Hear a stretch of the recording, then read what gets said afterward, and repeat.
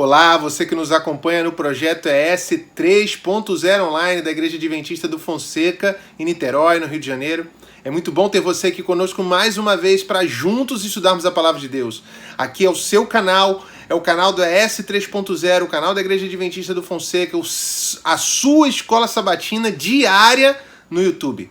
E em outras redes sociais também, como Spotify, iTunes. Então você pode encontrar a gente lá, porque a nossa lição é diária e a nossa ideia é que juntos formemos aquela grande rede de estudo da Palavra de Deus.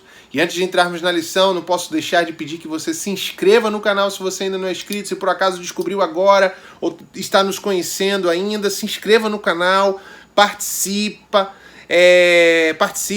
interaja com a gente, mande seus comentários, por favor, compartilhe. Tudo isso ajuda para que a Palavra de Deus seja ainda mais divulgada, o canal seja mais visível, tenha mais visibilidade nas plataformas virtuais e assim a gente possa alcançar ainda mais pessoas, ok? Então se inscreve lá.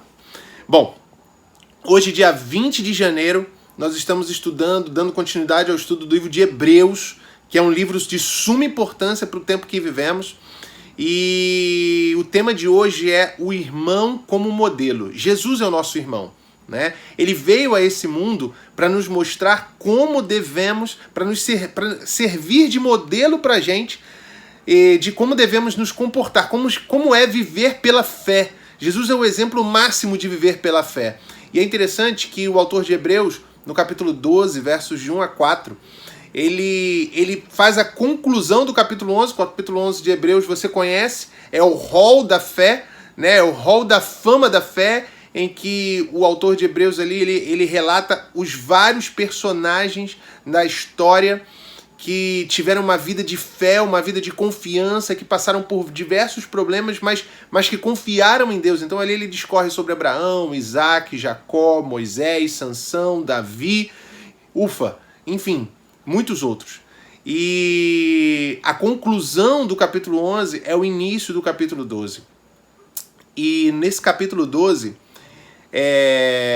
o autor, ele nos incentiva, ele nos motiva a viver pela fé. Não sei se você sabe, acho que sim, porque você tem acompanhado a nossa lição aí já no início desse ano, mas o livro de Hebreus ele foi escrito para aqueles crentes judeus, né, os crentes hebreus, que tinham passado pela primeira geração de cristãos, estavam ali firmes quando Jesus esteve aqui nessa terra, só que em algum momento eles começaram a ter a sua fé vacilante.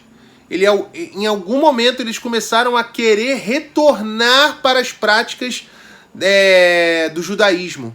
Eles começaram a esmorecer na fé. E Paulo, a gente crê que Paulo é o autor de Hebreus, ele escreve o livro de Hebreus para motivar os crentes hebreus a se reanimarem. E ele coloca nesse rol, ao concluir esse rol da fama do capítulo 11, ele fala, olha, vocês não devem se desmotivar, muito pelo contrário, tomem essas pessoas como exemplo, esses heróis da fé como exemplo, porém, o maior de todos os exemplos, ele continua, é o autor e consumador da nossa fé, Jesus Cristo, e ele fala assim, olha, ele deixou a alegria que a ele era proposta para suportar o peso da cruz, e ele não tomou, ele não se preocupou com a morte, com a ignomínia, com a dor. E hoje, qual é o resultado disso? Hoje ele está sentado à destra do Pai. Então, aí ele conclui, olha, vocês estão aí suportando as provas, suportando o pecado, mas nenhum de vocês suportou o pecado até o sangue. Ou seja, até a morte como Jesus. Ou seja, o que Paulo está querendo dizer com isso? Que eu e você, por mais que tenhamos provas, por mais que tenhamos dificuldades, podemos ser chamados filhos de Deus. Podemos confiar nele, porque ele, que é o autor e consumador da nossa fé, ele venceu. E nenhuma prova, nenhum problema, nenhuma angústia que nós venhamos a enfrentar nesse mundo pode se comparar ao que Cristo sofreu na cruz por nós. Então, se Cristo sofreu e venceu, nós também podemos vencer pelo poder dele, pelo poder do Espírito Santo. A lição também desse dia, né, fala de uma passagem de Hebreus que recita um texto de Isaías. E esse texto de Isaías, ele é muito providencial para o que a gente está estudando aqui, porque ele relata um momento em que Isaías aconselha Acais, que foi um rei mau, um rei pecador, um rei que não quis saber de Deus. Ele fala: Acais, Deus está fazendo de você o seu filho. Você é filho de Deus e você pode... E ele é tão misericordioso que ele falou: pede um sinal. Sabe o que Acais fez? Nada. Acais não fez nada.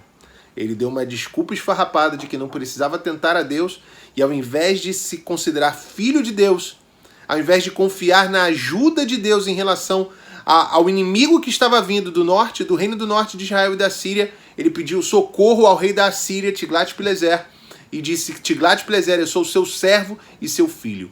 Acais preferiu ser servo e filho de Tiglat-Pileser do que filho de Deus. Jesus, por outro lado, preferiu ser chamado filho de Deus, preferiu ser e confiar no Pai, no seu Pai. Confiar na promessa do Pai de que ele colocaria sob os seus pés todos os seus inimigos. Essa mesma promessa Deus faz para mim e para você. Qual vai ser a nossa resposta a ele? Que Deus te abençoe, que Deus hoje derrame sobre você suas mais preciosas bênçãos e que o Espírito Santo de Deus acompanhe você, sua vida e sua família. Que dê um abraço, fique com Deus, até logo, tchau!